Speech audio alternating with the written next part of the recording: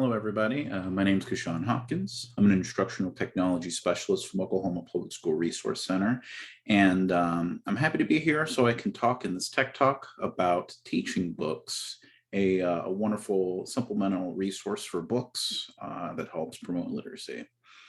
Before I jump into that, I do want to give some time to my colleague. He's joined us here for this Tech Talk, and yeah, you should hear what he has to say. Hello, I'm Kurt Bernhardt. I'm the Director of Technology for OPSRC. Kashawn and I make up the technology team here. We're here to help for any technology needs you have. Just reach out to us and we'll help out. Yep. And I think a great way to do that is through techteam@opsrc.net. That's our email. You can send that to us and either one of us will try to reply as fast as we can. Moreover, if you want access to these slides, and you probably will, they have some resources in there for you to enjoy. You want to access them through either one of these two ways, either through this link over here, which I'll read out. It's case sensitive.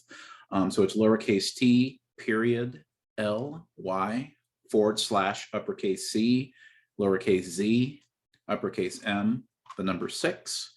Or you could shoot on down to opsrc.net / TechTalks. If you go over there, you can not only register for our upcoming Tech Talks, which I'm kind of continuing this series on tools to help with literacy like Story Jumper and ReadWorks, but also you can see all the past Tech Talks I've done, from things like technology standards to technology integration models to special interest topics, and of course our individual tools that we pick out, and in each one of these has a recording of our video, which we're doing right now, and the slides filled with relevant resources as well. And so definitely check it out if you're interested in other literary tools. I've already done an update to our Book Creator one recently, and EduBlogs. I think those are fantastic tools as well. But yeah, let's talk a little bit more about TeachingBooks here. So real quick, an objective, so we have everybody has a clear idea on what we're getting out of this Tech Talk is after it. Educators will be able to integrate TeachingBooks in their classroom to help students achieve their learning goals and boost their literacy, having students at the center of that and some clear outcomes that we want to achieve for this tool on here. So let's keep that in mind as we unpack it. A little bit of a schedule so we kind of stay on track here is majority of the time is spent doing an overview of a tool, just answering a few basic questions about it, giving you an idea of what it is, and then showcasing it, actually jumping into the tool, messing around with it, showing a couple of those first steps on there and different features that you can do, and just highlighting a few things that I found that I think are going to be really interesting and useful. Next, I do want to spend some time after that talking about integrating technology. I'm all about having a plan and having some kind of intentional design so you can get what you want out of that technology tool and trying to figure out whether or not it's a good fit for your classroom. And then I want to combine those first 2 points into the third one, which is talking about tool applications. During that time, I want to encourage you, if you haven't done so between now and that point, to envision what would this tool look like in your classroom? How is it going to function? How are you going to introduce it to your students? What are some key features that you're going to use here? And how does it reinforce what students are trying to learn there? And then finally, we will wrap up. I'll share some resources. I'll shower you with my appreciation. And that'll be it for right now. So business as usual. Let me take a real quick sip, lubricate, and then we'll jump right in. So a few questions, just so we can unpack what TeachingBooks is. First of all, a clean definition, so we're all on the same page here. It says a collection of supplemental book resources. Something it doesn't have, unfortunately, is the books themselves, but they do have things like audio recordings of the books being read, which is one of the key features here that I've highlighted.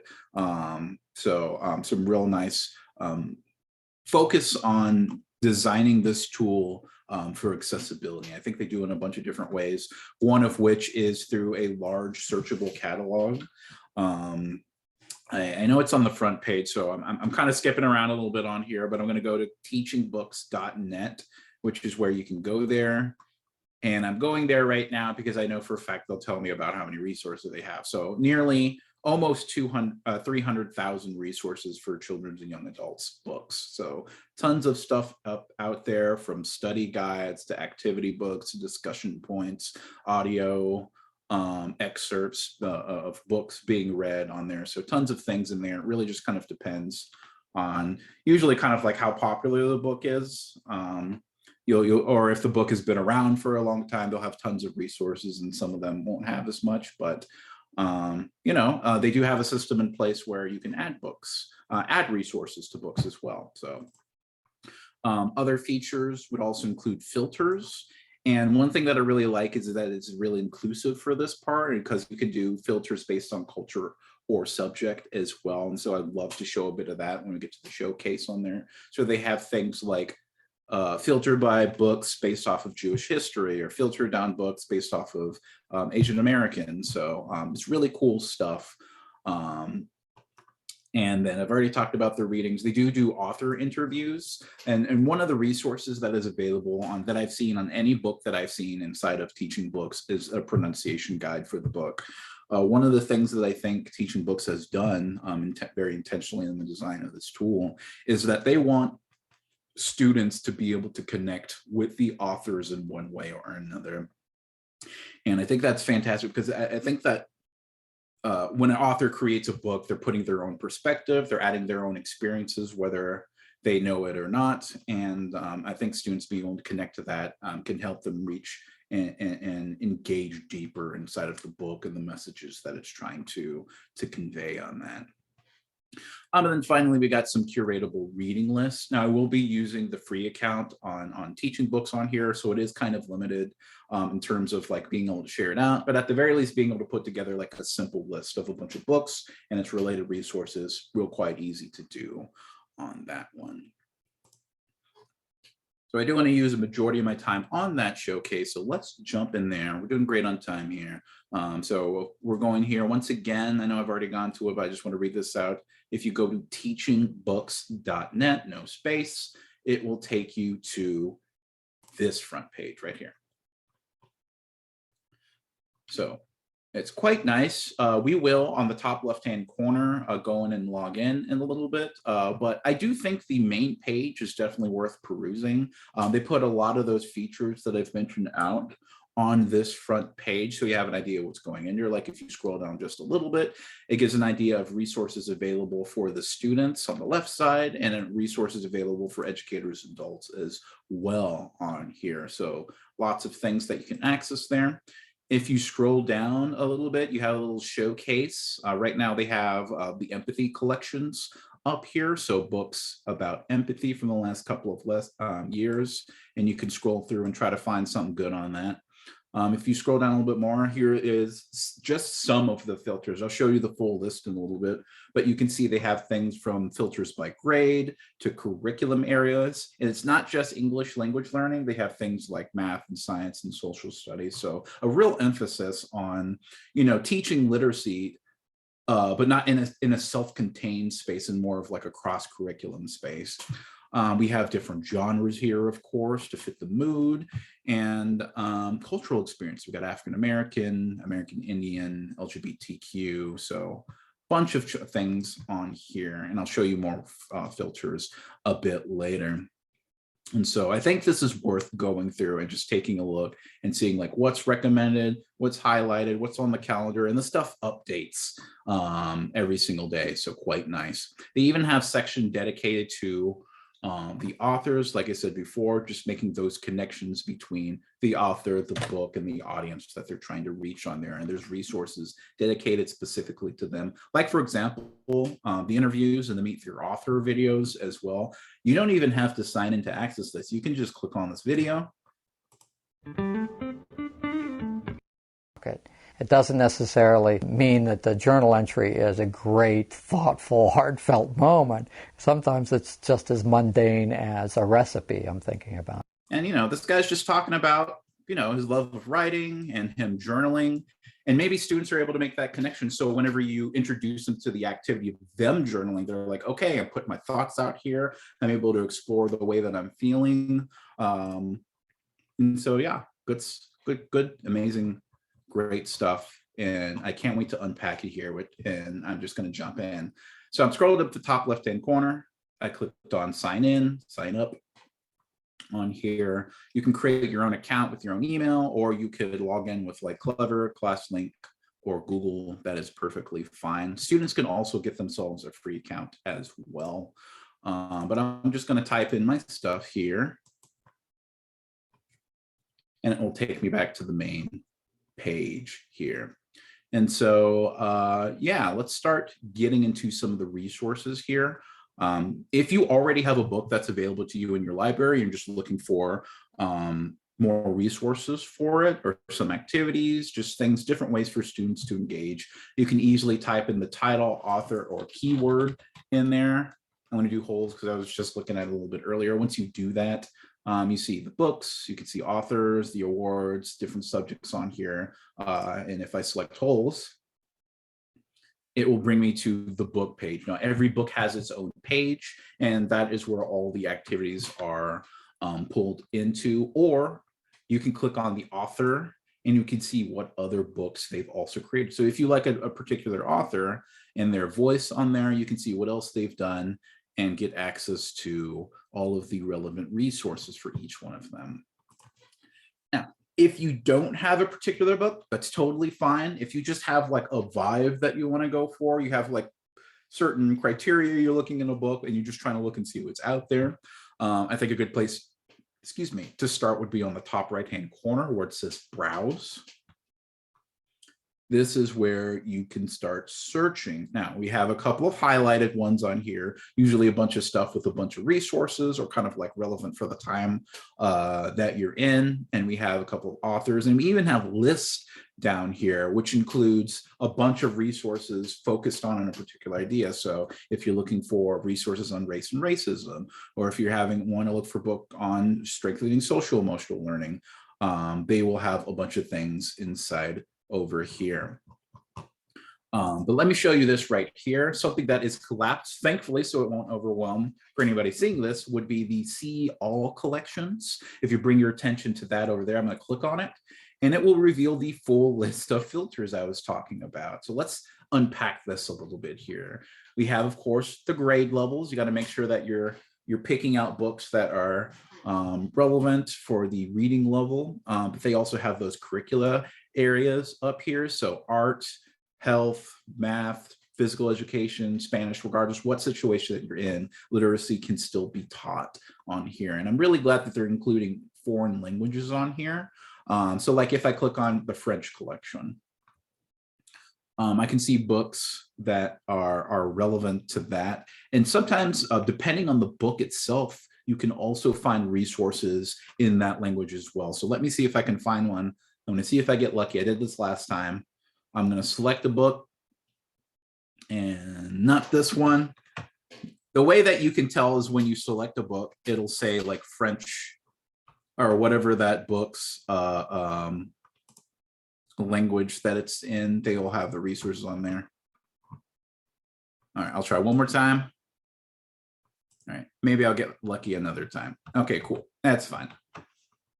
But depending on the book, sometimes you can get language specific resources in there, but I just didn't get lucky there. Okay, that is fine. Let me open up those filters again. Once again, we also have genre, tons of them out there available depending on the interests of your students on there. We have a large one over cultural experiences on there: Pacific Islander, Middle Eastern, immigrants, refugees, American Indian on here.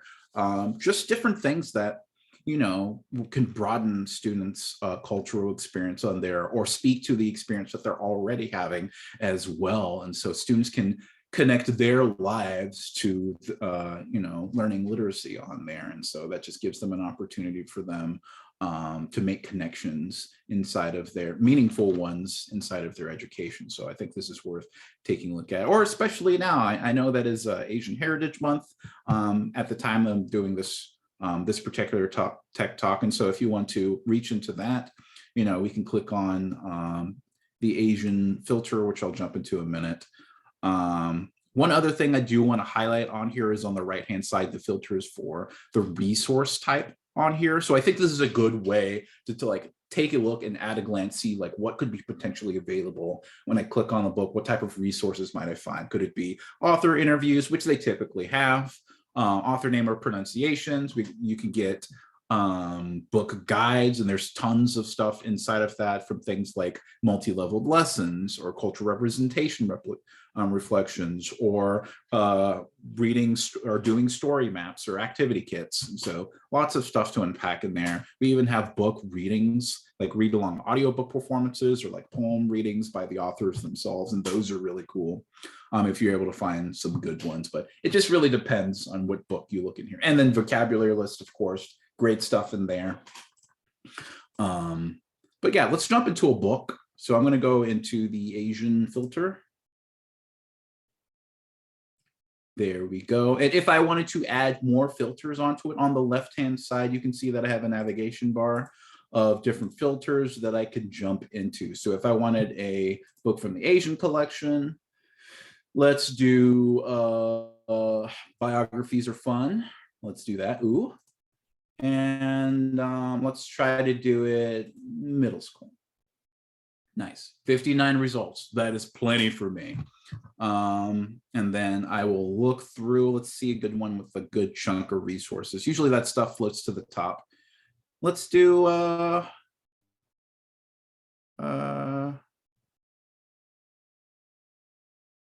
guess on the horizon. Let's do that. Ooh. Cool. So a collection of poems I see on here. If I click on read more, it gives me a little bit more information on the book description on there, which is quite nice. And I can see it from the publisher or from this center on here. So the different descriptions in there. So I have a clear idea of what's inside of the book. And then as you're going through here, you could start from the top and just comb your way through the different resources that are available. The tags and highlighted resources are on the top. Like, for example, I can see that they have a meet the author recording without having to open any of this stuff up. And I see that it's hitting a couple of my tags that I put in there, like the grade. I wanted a biography. I wanted the cultural experience to be Asian. If I scroll down here, I can see that there are these different categories where they've grouped all the resources in here. So starting from the top, we have the original resources, things like meet the author. If I want to see any of them, I just click on watch, whatever the thing is. There it is. And cause them to lose all. And they have, you know, the closed caption on here, which is really great. Yeah, so just kind of like pushing through that, just making sure that these resources are as accessible as possible. Now, they do have some of these things, like, for example, where it says like poetry multi-level lesson, where if there isn't a specific resource, you can create the resource, and they give you a template to work through. So if I wanted to do a cultural representation reflection, I can click on that. It gives me a description of what that means, and then it gives me an idea of like what level I want that to be at, and gives a description for each one of those. And then I can click create whatever lesson on this, and it will give me a template to work through and a PDF on the right-hand side that is downloadable on there, which is quite nice.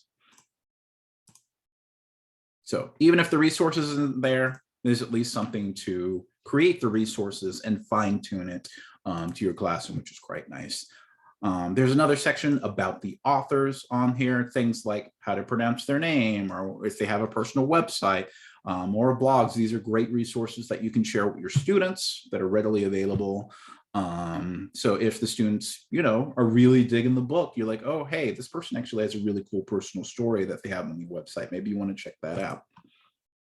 Of course, you got your author interviews on there. We have, and the thing that kind of drew me to a lot of these books is the book guide, activity, lesson sections, whenever they do have stuff inside of here. So they have teaching ideas from the organization that help put out this book. We have educators guides, which are quite nice. If you click on them, usually they come in like little PDFs, so they'll take you to websites, and they have like really nice things like discussion questions about the authors. There's just cool stuff that it really just kind of depends on what book that you have and what's available. So you just want to comb through and see it. And every once in a while, they have audiobook reading. So here is the reading excerpt, just a little piece from the author. And one thing that I like from that, once again, speaking to the accessibility of these resources, is that not only that you can play the audiobook, from seas, while we laughed, unknowing, in the breeze. you can see that it's highlighting the text so students are able to follow along. They're seeing the words, they're hearing the words, they're engaging themselves. And here you have a nice little transcript, then they can always go back on there and you could just click view transcript to get the whole situation on there. So if you have to do like, if you needed to print this out or something for them to have, or you want to highlight the text or anything, or there is just the options are there.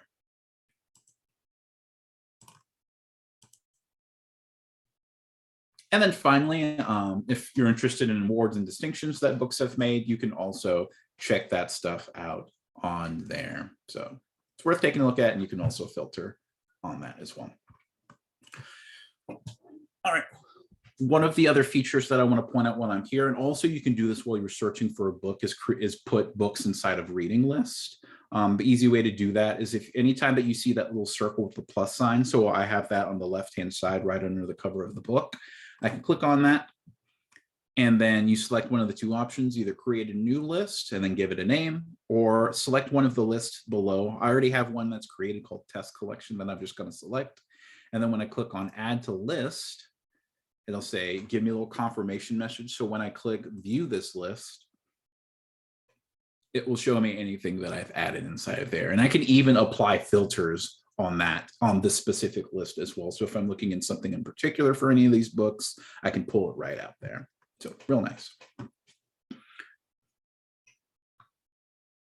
One last thing that I did want to highlight while I'm here is on the top right-hand corner. I spend a majority of the time just being able to search for resources, but also there are other things like if you click on for students, there are resources specific to them that you can take a look at. And it's the way that I see this is more of like advanced filtering for like a specific audience, because really this is just looking for books and resources through these specific lenses.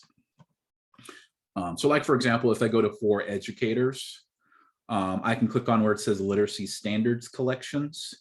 And then if I'm looking for something like for world languages, I can look through the world languages resources. Or if I'm looking for under standards collections, I want to click on math.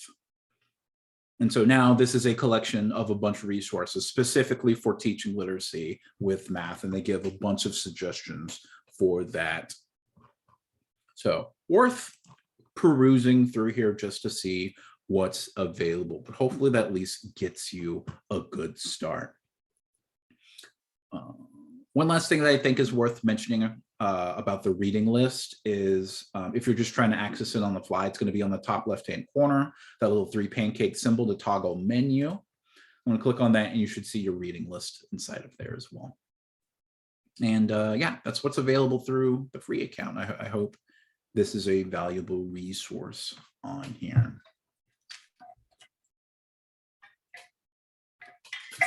Okay. If you've made it up to this point, thank you so much. I really do appreciate anybody that listens to these Tech Talks. I'm hoping that you've gotten something out of this resource, or maybe you're starting to imagine what this resource might look inside of your classroom. I want to help you get to the implementation or the planning phase so you can move up to that implementation phase in terms of introducing this tool to your classroom.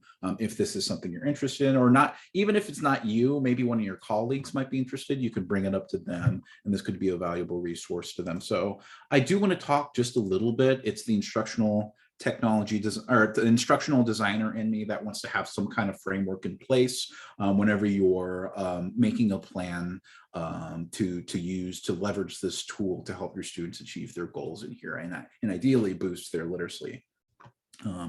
And so I try to pose that question in each one of my Tech Talks on how to integrate technology. There's loads of different ways to answer that question. One of the ones that I'm going to highlight here is through the technology integration matrix. The basic idea behind this is that there's 5 characteristics of meaningful environments and 5 levels of technology integration, and where they intersect is where you are going to get the use out of your technology. It's supposed to give you sort of clear steps or clear goals to reach towards in terms of how technology is being used in specific ways. And so the 5 characteristics are these: active, collaborative, constructive, authentic, and goal-directed. I'm going to pick one of these, which I believe is authentic. Yeah, I'm going to pick one of these characteristics and go through an activity that's commonly referred to in the technology integration matrix world is the take it up a level activity. And there's a full description of what that means on the bottom left-hand corner in that link down over here on this page.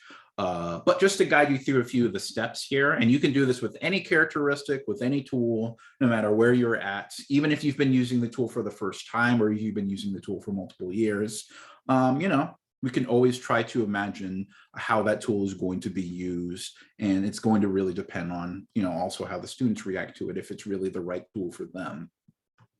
But at least for let's have a starting point and work our way from there. So the characteristic I selected is the authentic characteristic, which is defined as linking learning to the world beyond the instructional setting. Yeah. And I'm gonna leave it like that. The first level of technology integration of that is called entry, which is characterized by passive use of the tool.